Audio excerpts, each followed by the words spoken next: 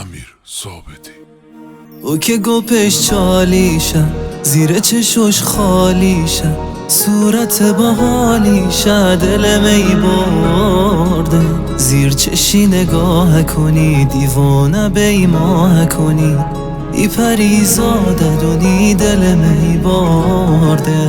او که گپش چالیشه، زیر چشوش خالیشه، صورت باحالیشه، دل می برده. زیر چشی نگاه کنی، دیوانه بیماه کنی، ای پریزاده دونی دل می برده.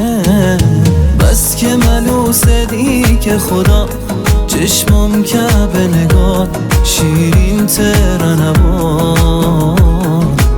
مثل عروس دی که خدا، مثل یک گل باغ، مثل یک گل باغ.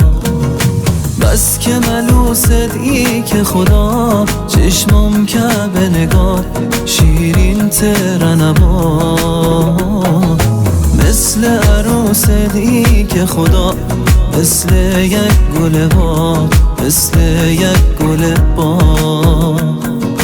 لا لا لا لا لا لا لا لا لا لا لا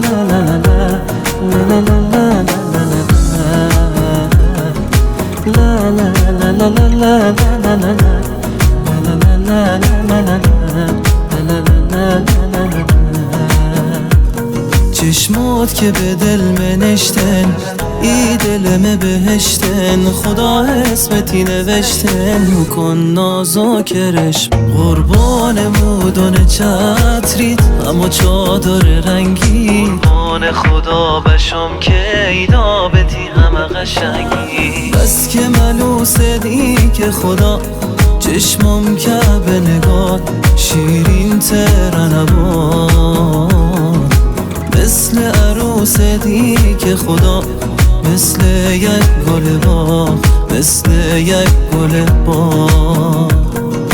بس که ملوس دی که خدا چشمم که به نگاه شیرین ترنوان،